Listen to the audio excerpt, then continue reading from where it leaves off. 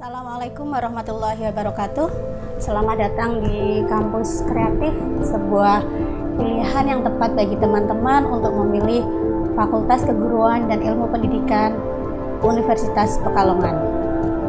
Apa kabar teman-teman? Harapan kami teman-teman selalu dalam keadaan sehat ya, sehingga bisa mengikuti acara properti ini dengan lancar tanpa halangan apapun. Sebelum saya menjelaskan satu persatu apa saja yang kami kerjakan, kegiatan kami dari bidang 2 ini, saya akan memperkenalkan struktur FKIP. FKIP dipimpin oleh dekan ya. Dalam hal ini kami dipimpin oleh Bapak Dr. Fahrudin Eko Hardianto MPD. Kemudian dalam bidang 1 di bidang pendidikan kami dipimpin oleh Bapak Susanto SS MHum. Kemudian dalam bidang 2 bidang keuangan, sarana prasarana dan kepegawaian serta administrasi oleh saya Inayatul Ulia. Kemudian di bidang 3 di bidang kemahasiswaan dipimpin oleh Bapak Muhammad Haryanto MHum. Nah, kami memiliki 3 prodi, yaitu yang pertama prodi Pendidikan Bahasa dan Sastra Indonesia. Kaprodi kami di prodi PBSI yaitu Bapak Irwan Kusriono. Kemudian di prodi Pendidikan Bahasa Inggris ya, yaitu dipimpin oleh Bapak Dwi Aryo Fajar MHum. Dan yang ketiga, prodi yang ketiga kami ada 3 prodi, yaitu prodi Pendidikan Matematika dipimpin oleh Ibu Sayyidatul Karimah MPD. Nah, selain 3 prodi, kami di fakultas juga ada struktur yang lain, yaitu ada UP3. UP3 mengurusi bidang dalam hal ini praktek, yaitu praktek mengajar di sekolah, biasa dikenal dengan istilah magang ya atau PLP ya, dipimpin oleh Bapak M. Fajru Sidki MHum. Nah, kemudian kami juga memiliki laboratorium bahasa dan juga laboratorium micro teaching serta workshop media pembelajaran. Pengelolaan ini ya diurus oleh kepala laboratorium yaitu Ibu Rini Utami MPD. Dan yang terakhir, struktur kami untuk menjamin mutu dan kualitas kami ada UPMF, yaitu Unit Penjamin Mutu Fakultas, dipimpin oleh Ibu Desyarini Puspita Dewi MPD. Dalam bidang kepegawaian, dosen kami memiliki 29 dosen dari 3 prodi. Ya, dosen kami insya Allah sangat berkualitas ya, dengan kualifikasi pendidikan S2 dan juga S3 lulusan dalam dan luar negeri. Selain itu, dosen kami sangat humanis ya. Anda akan bisa dengan mudah akrab ya, berkomunikasi dengan dosen kami. Jadi kita tidak ada istilahnya apa ya, jaga jarak antara mahasiswa dengan dosen. Tapi dosen kami sangat bisa mengerti ya dengan generasi atau mahasiswa zaman sekarang ini. Kemudian dosen kami juga sudah bersertifikat pendidik atau biasa dikenal dengan istilah Serdos. Nah, dalam proses belajar mengajar kita juga kami sangat kreatif ya.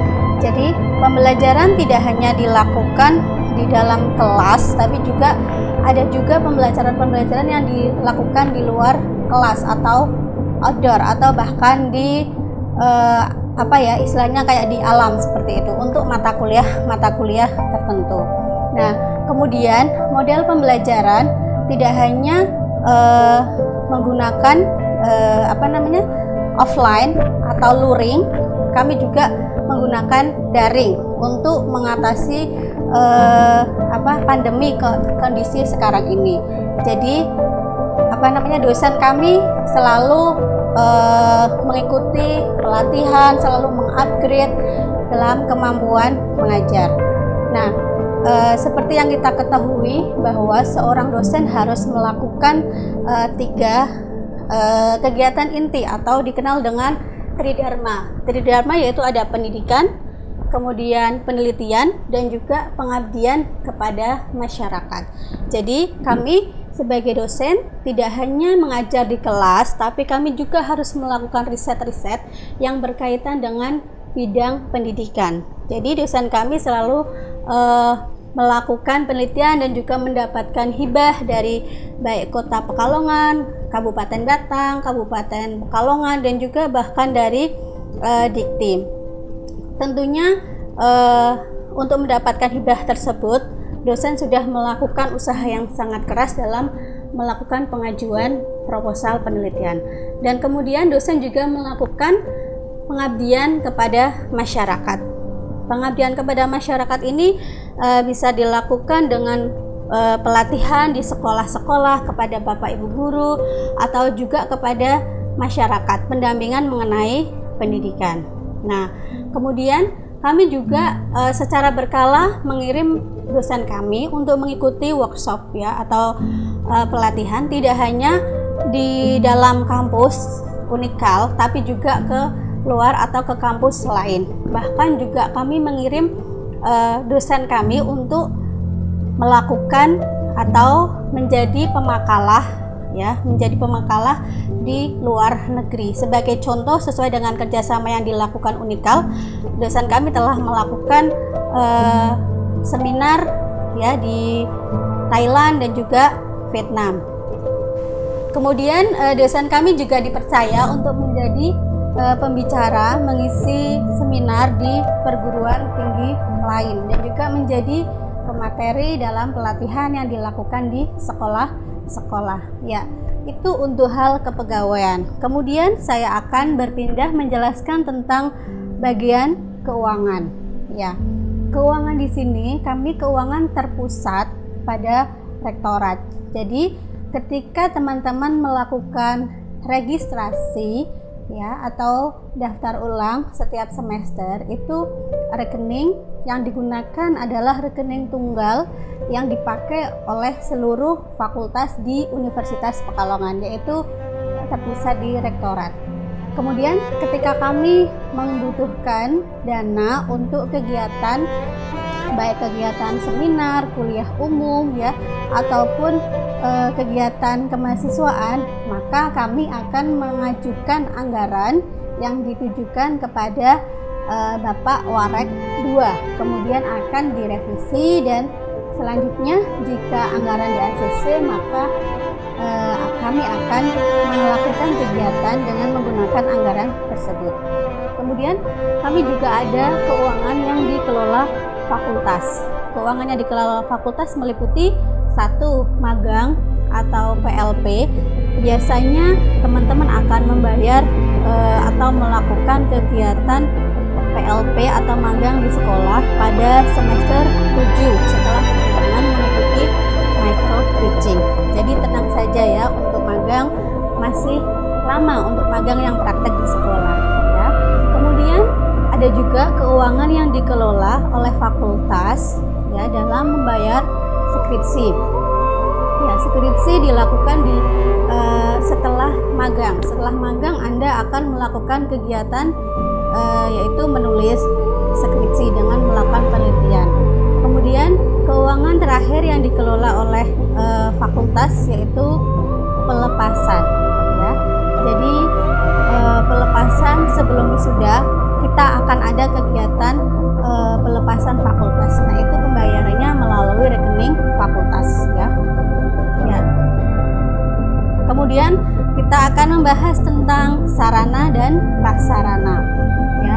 Seperti yang Anda ketahui, kita dapat melihat ya baik secara langsung ataupun virtual ya, Unikal mempunyai beberapa gedung ya, dari gedung A, gedung B, gedung C, gedung D, gedung E, dan gedung F. Yang terakhir itu gedung F ya, yang paling tinggi ya, lantai 8. Nah, di situ setiap gedung mempunyai fungsi peruntukan masing-masing.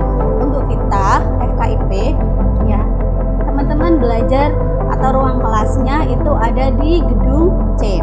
Di gedung C lantai 1 dan juga gedung C lantai 3. Nah, kemudian juga ada kegiatan pembelajaran yang lain ya yang perlu dilakukan di laboratorium, yaitu ketika misalkan mata kuliah di bahasa Inggris ada mata kuliah listening, maka Anda akan mendapat proses pembelajaran di laboratorium bahasa. Anda bisa ke laboratorium bahasa, itu ada di gedung B lantai 3. Nah, selain ruang kelas dan juga laboratorium bahasa, teman-teman juga bisa belajar di ruang micro teaching, ya, dilengkapi dengan ruang workshop media pembelajaran.